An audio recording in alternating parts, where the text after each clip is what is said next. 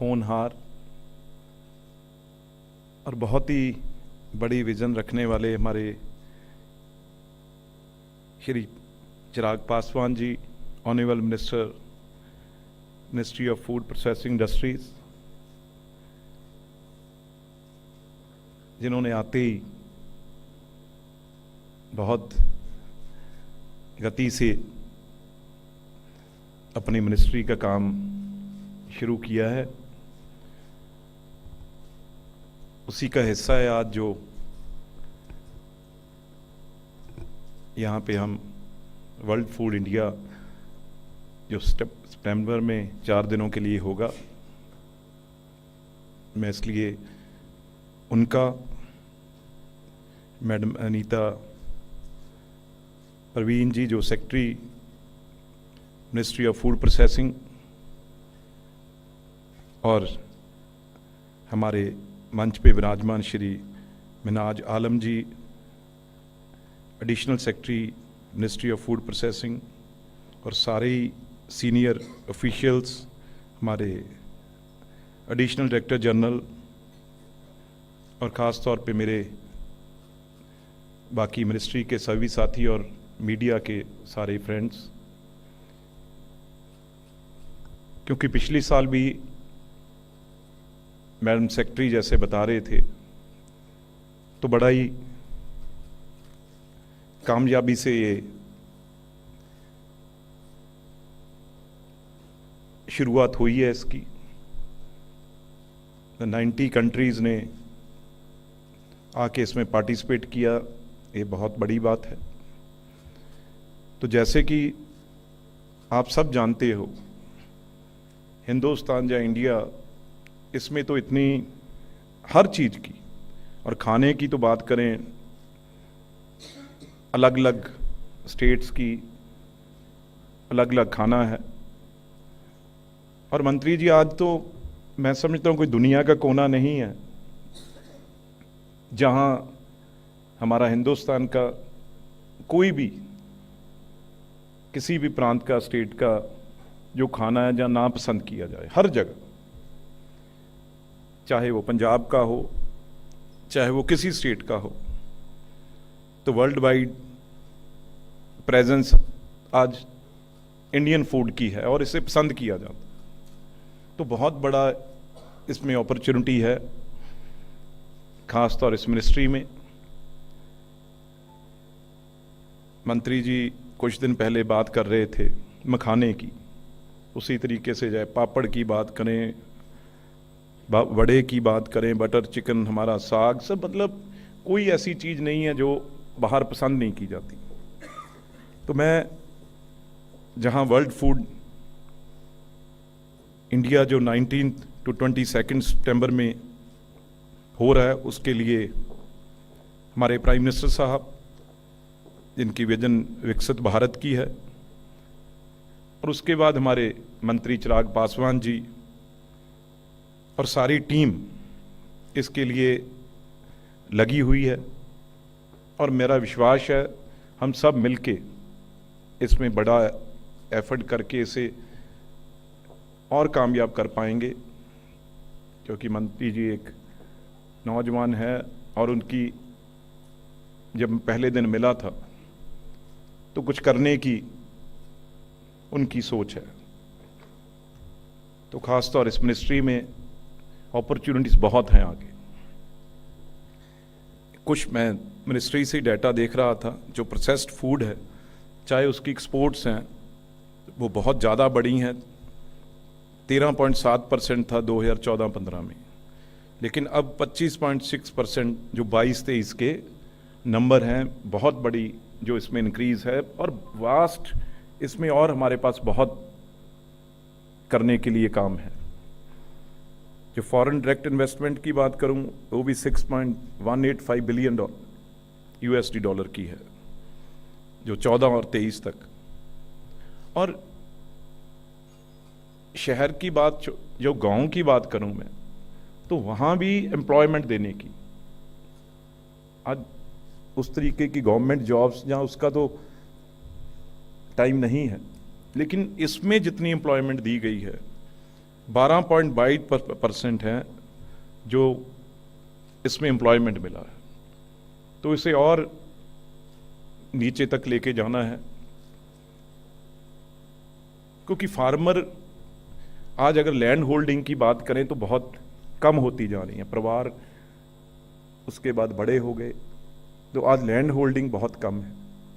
तो जितना इसके साथ जोड़ा जाएगा, बहुत स्कीम्स हैं और आगे उसको कैसे नीचे तक लेके जाना है, क्योंकि हमारा देश किसानी से जुड़ा हुआ देश है, एग्रीकल्चर देश है। तो उसको किस तरीके से इस मिनिस्ट्री के साथ ज़्यादा से ज़्यादा कैसे जोड़ा जा सके, वो हम काम करेंगे। लेकिन आज प्रोग्राम और है, उसके बारे में मैं सिर्फ यही कहूँगा कि जितना प्रोसेस्ड, अब कोई भी चीज़ हमारे खेत में उगती है, अगर वैसे तो वो सीधी उसे यूज़ नहीं कर सकते खाने में, लेकिन अगर वो वही चीज़ प्रोसेस्ड हो जाए,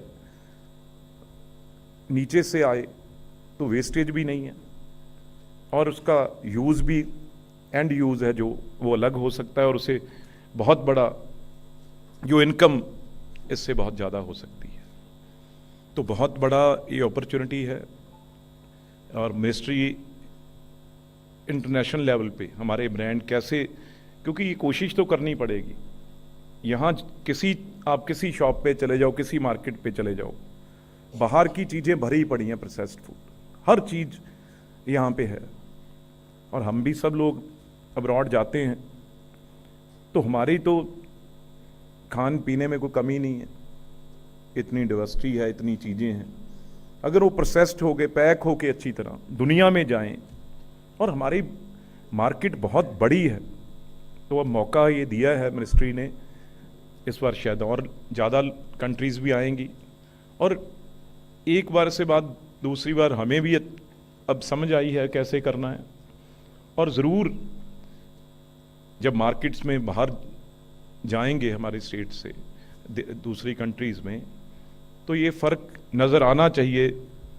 अब पासवान जी ने जिम्मेवारी संभाली और मैडम हमारे सेक्रेटरी और टीम, ज़रूर ये विदिन 1 साल हम इसमें बहुत बड़ा जो है इसमें चेंज लाएंगे। और प्रोसेस्ड फूड जितना भी चाहे हमारी कंट्री में है, हम अगर अच्छी तरह कर ले, मैं समझता हूँ हमारा देश ही इतना बड़ा है, तो वहीं अगर ये चीज़ अच्छी तरह हो जाए, हाँ ठीक है बाहर पैसा ज़्यादा मिल सकता है, लेकिन अच्छी चीज़ अगर हमारी मार्केट में यहाँ से बन के जाएगी, तो बाहर से चीज़ें अपने आप जो है वो कम हो जाएंगी। और हमारे फार्मर को, जो हमारे जो छोटी छोटी चाहे कंपनी है चाहे बड़ी हैं, उनको, बड़ियों को तो चलो फ़ायदा हो ही जाता है, लेकिन छोटे यूनिट्स हैं जो, उनका अगर ये चीज़ें आके मार्केट में बिकेंगी, तो हमारी कोशिश होगी इसमें जो वर्ल्ड फूड इंडिया है, इससे हम अपने प्रोडक्ट्स को, अपने लोगों को इंटरनेशनल लेवल पे हम उनको दिखा सकें, उनको शोकेस कर सकें, और उनका प्रोडक्ट है जो वो इंटरनेशनल लेवल पे जा सके। तो ये बहुत बड़ा उपराला है। मैं फिर एक बार अपनी तरफ से मंत्री जी को ख़ास तौर पे, उन्होंने आते ही ये फैसला लिया और बहुत जल्दी लिया, और सेक्रेटरी साहब और सारी मिनिस्ट्रीज को मैं बहुत ही इसके लिए आभार प्रकट करता हूँ। और ये जिम्मेदारी से मैं कह सकता हूँ भी इसमें हम बहुत अच्छा आने वाले दिनों में करेंगे। और मीडिया सारा यहाँ पहुँचा है, और आप भी अच्छी तरह इसे ज़रूर हर जगह दिखाएंगे, शोकेस करेंगे, जिससे ये मिनिस्ट्री को और इससे जुड़े लोगों को बहुत बड़ा फ़ायदा मिल सके। तो आज कर्टन रेजर पे मैं आपको आने पे फिर एक बार, और ख़ास तौर मंत्री जी जिन्होंने ये टाइम निकाल के ये आपको सबको बुलाया है, उनका मैं दोबारा थैंक्स करता हूँ। धन्यवाद। Thank you, sir. And now I request Honorable Union Minister Shri Chirag Paswan ji to make his keynote address.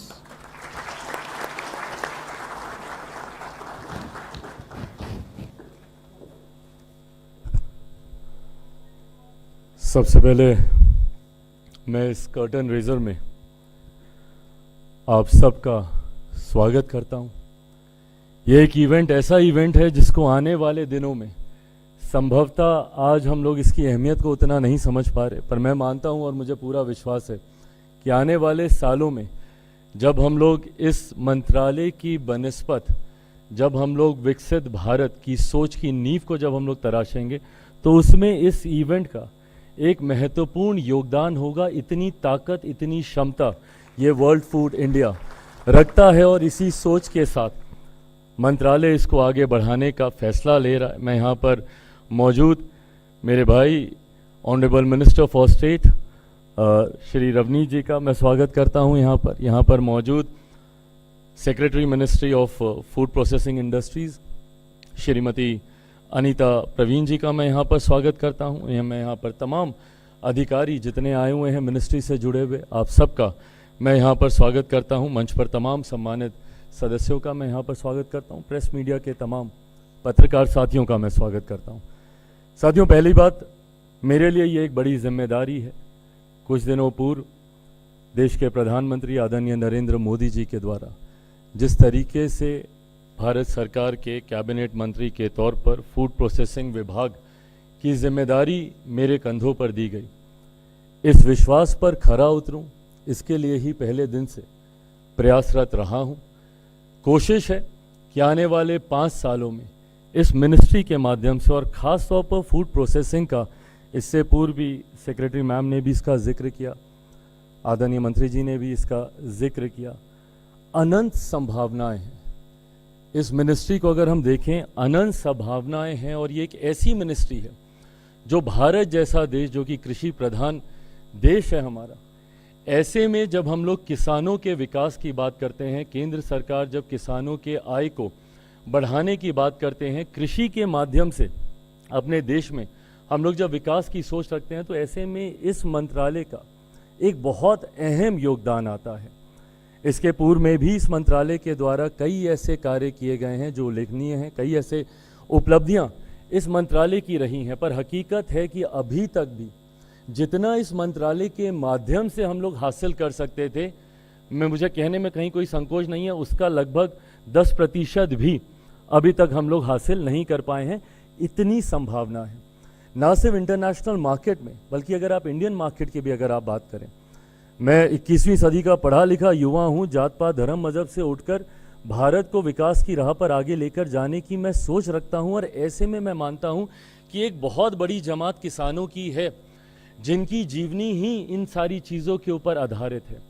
ऐसे में उनके जीवन को बेहतर करने के लिए, उनके जीवन में आर्थिक सुधारों को लाने के लिए इस मंत्रालय के माध्यम से कई ऐसी सुविधाएं हैं, कई ऐसे कार्य हैं जो हम लोग धरातल पर कर सकते हैं। ना सिर्फ उससे किसी देश का राजस्व बढ़ेगा, बल्कि हर उस क्षेत्र का जहां पे प्रोसेसिंग के माध्यम से हम लोग सुविधाएं वहां पर दे सकेंगे।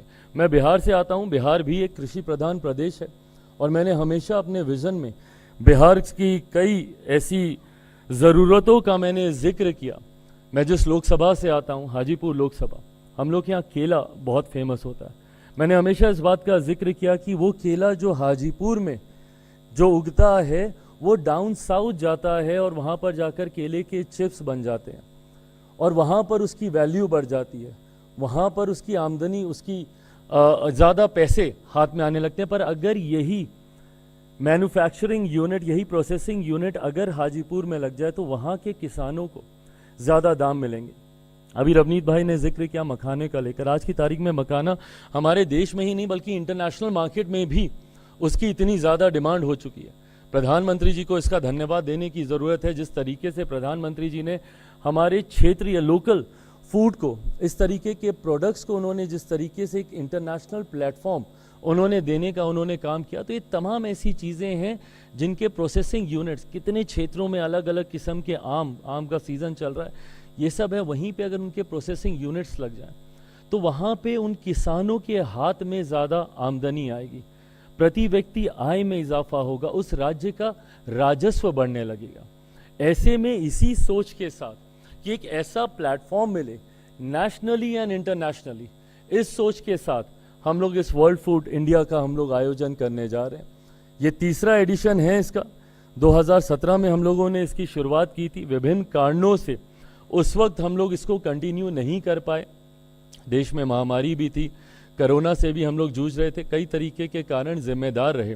पर हाँ, मंत्रालय ने ये फैसला लिया है कि एक ऐसी प्रॉपर्टी है, और जब मैंने इसका जिक्र मेरे प्रधानमंत्री जी से भी किया, क्योंकि पिछली बार के कार्यक्रम में प्रधानमंत्री जी खुद मौजूद थे इसके इनॉग्रेशन पे, ऐसे में इस बार जब मेरा प्रधानमंत्री जी से इस विषय को लेकर जिक्र हुआ, उन्होंने भी इसको लेकर काफ़ी उत्साह उन्होंने दिखाया। उनका भी मानना है कि एक ऐसा प्लेटफॉर्म है जहाँ पर हर तरीके की समस्या और समाधान एक साथ आपको मिल सकते हैं। नए नए आइडियाज़, नए नए स्टार्टअप्स, नए नए इनोवेशंस, ऐसे लोग मंच पर आ सकते हैं जिनको संभवतः अपनी सोच को या अपनी काबिलियत को प्रदर्शित करने का इससे पहले कोई अवसर प्रदान नहीं हुआ होगा। तो ऐसे में जब ये प्लेटफॉर्म हम लोग दे रहे हैं, और ना सिर्फ नेशनली बल्कि इंटरनेशनली भी कई ऐसे देश हैं जो इस पे पार्टिसिपेट, जिन्होंने पिछली बार भी किया, इस बार भी हम लोग उम्मीद करते हैं कि संख्या में इजाफा ही होगा। वो अपने देश की जब टेक्नोलॉजीज़ लेकर आते हैं और हमारे देश के लोगों के साथ जब उनका इंटरेक्शन होता है, तो यकीनन इस क्षेत्र को और बढ़ावा मिलेगा। पिछली बार भी हम लोग का अनुभव रहा कि B2B या B2G या G2G जिस तरीके से डील्स हुई हैं, जिस तरीके से बातचीत हुई हैं, उसका लाभ पिछले साल भर में हम लोगों को देखने को मिला है। ख़ास तौर पे ऐसे यंग एंटरप्रेन्योर्स जिनकी ये सोच रही है, जो अपनी सोच से इन तमाम इस क्षेत्र में एक बड़ा बदलाव ला सकते हैं, उनके लिए भी ये प्लेटफॉर्म है जहाँ पर वो आकर अपनी काबिलियत को वो प्रदर्शित कर सकते हैं, किसानों की कुछ सहूलियत दे सकते हैं, उनकी बेहतरी के लिए वो काम कर सकते हैं। अंतोगत्वा हम सब का लक्ष्य है, हमारी सेक्रेटरी मैम ने भी कहा कि किस तरीके से हमारे देश में अलग अलग चीज़ों का मेजॉरिटी में उत्पादन होता है, मिलेट से लेकर डायरी प्रोडक्ट से लेकर कई ऐसी चीज़ें हैं, ग्रेन्स हैं, पल्सेस हैं, जिसका बड़ी संख्या में उत्पादन होता है, उसका वेस्टेज भी कंट्रोल हो सके। जितना हम लोग उत्पाद करते हैं वो वेस्ट ना हो, उसकी लॉन्जिटिविटी बढ़े, वो ज़्यादा समय तक, खास तौर पे जो पेरिशेबल आइटम्स होते हैं, वेजिटेबल्स हो गए, फूड्स हो गए। अभी हम लोगों ने प्रेजेंटेशन में भी हम लोगों ने विभिन्न तरीके की टेक्नोलॉजी का जिक्र किया, रेडिएशन का भी हम लोगों ने जिक्र किया कि उसके माध्यम से भी, वो भी एक नई टेक्नोलॉजी है जिसको हम लोग इंट्रोड्यूस करना चाह रहे हैं। तो कई ऐसी चीज़ें हैं जिसके माध्यम से हम लोग चाहते हैं कि हम लोग का उत्पादन प्रिजर्व रहे, किसानों को उसका ज़्यादा से ज़्यादा लाभ हो। अंतोगत्वा ये जो भी लाभ है वो देश के राजस्व में ही अपना योगदान करेगा। मैं यहाँ पर कोई बहुत लंबा चौड़ा भाषण देने नहीं आया हूँ, हफ्ता भर ही मुझे भी हुआ है मंत्रालय की जिम्मेदारी लिए, पर इस हफ्ते भर में जितना मैंने सीखा, और यहाँ पर बैठकर जैसे आप लोग प्रेजेंटेशन देख रहे थे, मैं भी देखकर सीख ही रहा था कि क्या क्या चीज़ें हम लोग कर सकते हैं। बट इतना ज़रूर बोलूँगा कि इस मंत्रालय का मंत्री होने के नाते जहाँ पर मेरे ऊपर ये जिम्मेदारियाँ हैं कि नीतियों के माध्यम से, इससे पहले भी कई ऐसी पॉलिसीज़ हैं जिसका हम लोगों ने इस्तेमाल किया कि कैसे हम लोग अलग अलग स्कीम के माध्यम से इस मंत्रालय को गांव-गांव तक हम लोग पहुंचा सकें। प्रधानमंत्री किसान संपदा योजना के माध्यम से हो, या फिर PLI स्कीम्स के माध्यम से हो, जो कि कई मिनिस्ट्रीज़ में जिसको इम्प्लीमेंट किया जा चुका है, या प्रधानमंत्री फॉर्मलाइजेशन ऑफ माइक्रो एंटरप्राइजेस के माध्यम से हो। ये कुछ ऐसी स्कीम्स हैं जिसको हम लोग ऑलरेडी रोल आउट कर रहे हैं, जिसके माध्यम से कई ऐसे इंसेंटिव्स दिए जाते हैं, प्रोडक्शन यूनिट, प्रोसेसिंग यूनिट्स लगाने को लेकर हम लोग प्रोत्साहन देते हैं। बट अगर इसके अलावा भी अगर आप लोगों को कभी ऐसा लगता है, और मैं तमाम अपने मीडिया के साथियों से भी कह रहा हूँ, क्योंकि आप सब भी कहीं ना कहीं गांव से जुड़े हुए हैं, और ये मंत्रालय ऐसा है जो सीधा गांव में रहने वाले गरीब किसान को कैसे उसकी हैंड होल्डिंग करके उसको मुख्य धारा के साथ जोड़े, इस सोच के साथ हम लोग आगे बढ़ने का हम लोग प्रयास कर रहे हैं। तो अगर आप लोगों के पास भी कोई ऐसे सुझाव हो, मेरे दरवाजे 24 घंटे और लिटरली 24 घंटे खुले हैं, कभी भी आप आइए, अपनी बातों को रखिए, सुझाव दीजिए। मैं तमाम अपने मिनिस्ट्री के भी पदाधिकारियों से आग्रह करूंगा, कभी भी feel free to walk in to my chamber. आप आइए, अपने सुझाव लेकर आइए, नए आइडियाज़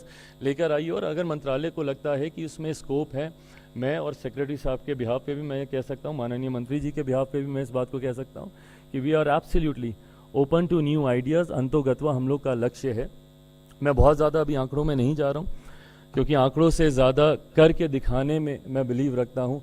आंकड़े कई बार सुनने में हम लोगों को बहुत अच्छे लगते हैं, बट जब हम धरातल पर जाते हैं तो स्थिति कुछ और देखने को मिलती है। ऐसे में मैं मानूंगा कि आंकड़ों में हम लोग बहुत ज़्यादा अभी नहीं उलझेंगे कि हम लोगों ने इतने लाख लोगों को रोज़गार दिया, इतनी सुविधाएं दी, इतने यूनिट्स किए, अंतोगत्वा जब स्कोप इतना है, जब तक हम लोग हर एक व्यक्ति को इसके माध्यम से प्रभावित नहीं कर सके तो हम लोग को तब तक संतुष्ट नहीं होना है, इन आंकड़ों से हम लोग को खुश नहीं होना है। अभी बहुत लंबा रास्ता हम लोग को तय करना है। और जैसा मैंने कहा कि भारत में इसकी अनंत संभावनाएं हैं। जहां एक तरफ किसानों को हम लोग सहूलियत देंगे, वहीं रोज़गार के भी अनेकों अवसर इसके माध्यम से हम लोग उत्पन्न कर सकते हैं। आज की तारीख में युवाओं की जो सबसे बड़ी चिंता, जो सबसे बड़ी समस्या बेरोज़गारी की रहती है, नए नए एंटरप्रेन्योर्स हम लोग इससे क्रिएट कर सकते हैं। इस सोच के साथ तत्परता से हम लोग को आगे बढ़ना है। बट आज जिस कर्टन रेजर के लिए हम लोग यहाँ पर उपस्थित हुए हैं, मैं चाहता हूँ कि आप सबके माध्यम से ये जानकारी ज़्यादा से ज़्यादा लोगों तक पहुँचे।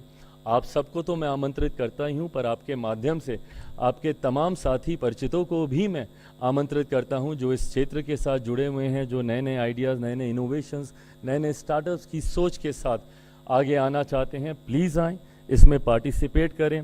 ये हमारा 3rd एडिशन है। मैं चाहता हूँ कि आने वाले एडिशन जैसे ही ऐसे बढ़ते रहेंगे तो जो लक्ष्य हम लोगों ने अपने लिए निर्धारित किया है कि इस माध्यम से किसानों को और किसानों के माध्यम से देश को हम लोग अपना योगदान दें। 2047 तक प्रधानमंत्री जी ने विकसित देश बनाने का लक्ष्य रखा है। आत्मनिर्भर की सोच के साथ हम लोग आगे बढ़ रहे हैं। ऐसे में मुझे लगता है उसके मूल में इस मंत्रालय का और इस मंत्रालय के माध्यम से विभिन्न नीतियों का एक महत्वपूर्ण योगदान है। एक बार फिर आप सबका यहाँ आने के लिए मैं धन्यवाद करता हूँ। और सितंबर 19 से लेके 22 सितंबर तक भारत मंडपम में हम लोगों ने इस कार्यक्रम का हम लोगों ने आयोजन किया है। वहाँ पर भी आप सब लोग अपनी मौजूदगी ज़रूर रखें और अपने माध्यम से ज़्यादा लोगों तक इसकी जानकारी दें। एक बार फिर से आप सबका यहाँ आने के लिए और अपना समय देने के लिए बहुत बहुत धन्यवाद। जय हिंद।